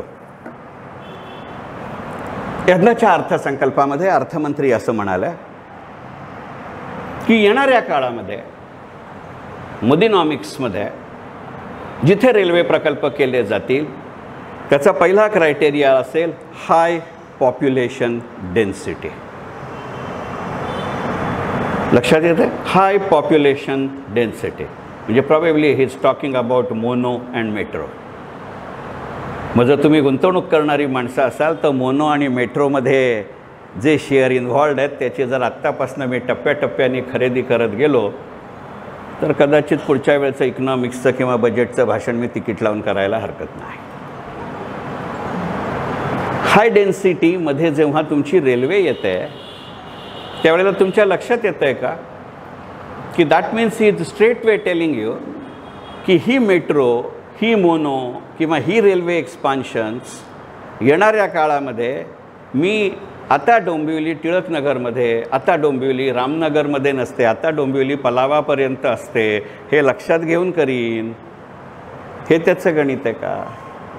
करोनानंतरच्या काळात वर्क फ्रॉम होम झाल्यामुळे major housing societies will get connected with your major malls, असे मॉल आणि मोनो असतील असं तो सांगतोय का? याचं उत्तर होकारार्थी आहे. आता तुम्हाला नितीन गडकरी जे गेली 3 वर्ष सांगतायत a single ticket for e rickshaw to metro, हे गणित लक्षात आलं? मग ज्याला तुम्ही STP प्लॅन म्हणता की जो ठाण्यात फसला तो आता केंद्र सरकार ताब्यात घेतो, असं ते गणित आहे का? घोडबंदरमध्ये जे मी फसलो ते आत्ता मी दुरुस्त करतोय का? मुंबईत मेट्रो आली पण ना ती इंटरनॅशनल टर्मिनलला जाते ना ती डोमेस्टिक टर्मिनलला जाते. मग त्याच्यामध्ये मी खालती टर्मिनलला उतरलो की तोंडाला येईल तो रिक्षावाला भाव सांगतो. जसं कल्याणला उतरलो की तो कल्याण ते डोंबिवली मला एकदा त्यानं 850 रुपये सांगितले. म्हणलं काय बाबा अयोध्येच्या रथातनं बिथातनं नेतो काय मला? हो, कारण माझ्या पत्त्यामध्ये राम मंदिर क्रॉस रोड नंबर 4 असं येतं. Is it a clue? ज्या वेळेला मी मस्करी नाही करत कारण मी पॉलिसीला काम केलं आहे, रेल्वेच्या नाही पण फायनान्सच्या केलं आहे. त्याशिवाय नसतं NSDLनी मला 22 वर्ष CRO ठेवलं. इज इट अन इंडिकेशन की I am undergoing a change as far as my planning is concern?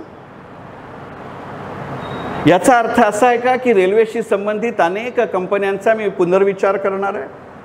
कारण यंदाच्या भाषणामध्ये वेगळ्या पॅरेग्राफमध्ये उल्लेख आहे की वंदे भारत पद्धतीच्या वाहनांचा किंवा वाहनं चुकून म्हटलं रेल्वेचा आम्ही विचार करतोय.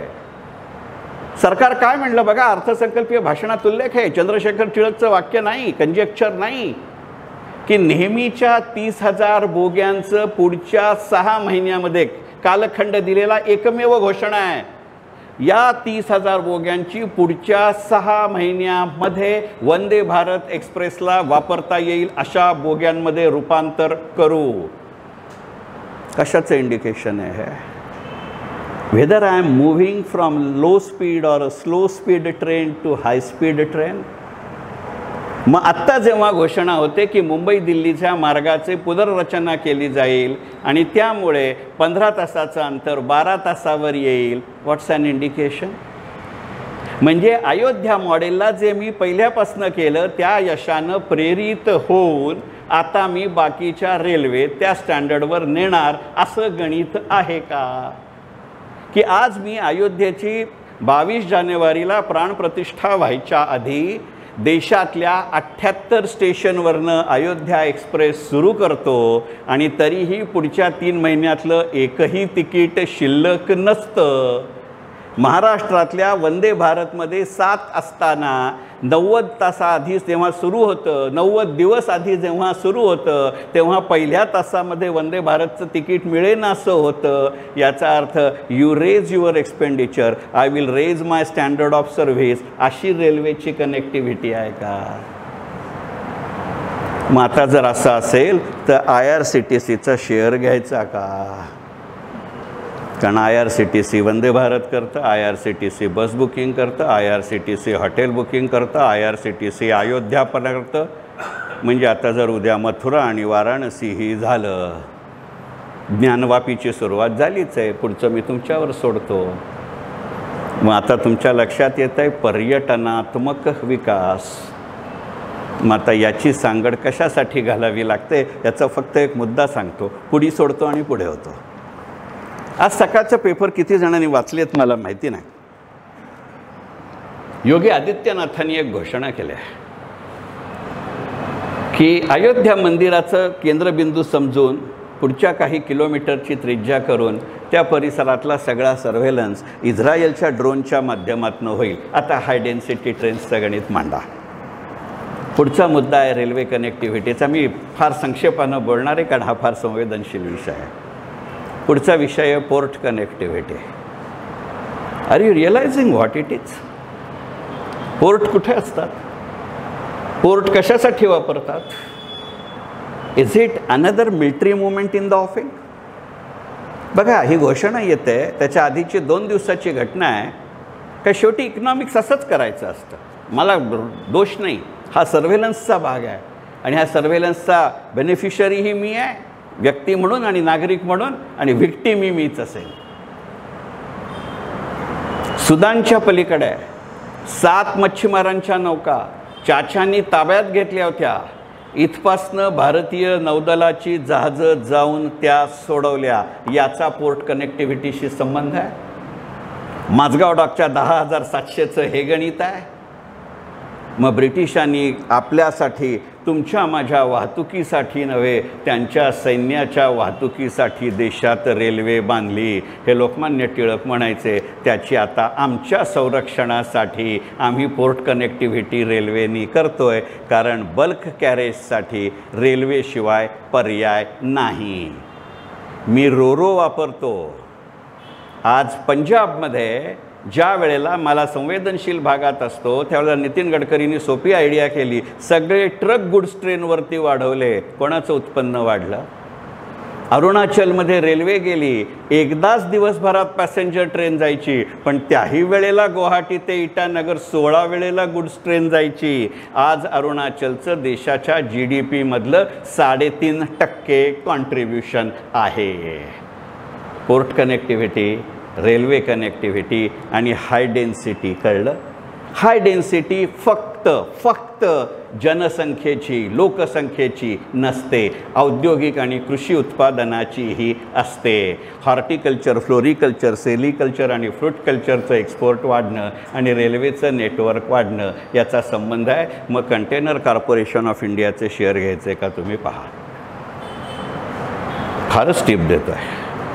मला वाटतं तुम्हाला सगळ्यांना माझं एक तरी पुस्तक घ्यावं लागेल. मस्करीचा भाग सोडो आणि शेवटचा मुद्दा पहा. हे धोरणात्मक नाही. ते जे 22 जानेवारीला म्हणले ना, बघा ह्याचा उल्लेख केला होता मी की राम मंदिर ते राष्ट्र मंदिर हा पासवर्ड असेल असं मी दोन्ही भाषणात म्हणलं. तर बस आत्ताच्या भाषणाची त्याची सांगड फक्त मी अर्थसंकल्पीय तरतुदींशी घालतो. कारण सावरकरांचं वाक्य आहे, देहाकडनं देवाकडे जाताना वाटेत देश नावाची वस्तू लागते आणि त्याचं मी देणं लागतो. हा अर्थसंकल्प त्याचं देणं देतोय का? कारण शेवटची कनेक्टिव्हिटी म्हणले एनर्जी, मिनरल अँड सिमेंट. आता रिअल इस्टेट कुठे आलं कळलं तुम्हाला? आजच्या पेपरमधली तुम्ही बातमी वाचली असाल की गॅस पाईप आपण कुठपर्यंत नेणार आहोत. डोंबिवलीत नाही येणार आहे, पण कोकणात जाणार आहे. डोंबिवलीत ते म्हणले फार पाणी लागतं आणि आमच्या प्रत्येकालाच काय काय हवं आहे त्यातलं, त्यामुळे महानगर गॅस लिमिटेड म्हणलं माझ्या बापाच्यानं काही हे झेपण्यातलं नाही. त्यामुळे आता मोदीच आपल्याकडे उभे राहिले तर आला तर, अदरवाईज तो कोकणात आधी जाणार आहे. परंतु मस्करीचा भाग सोडो.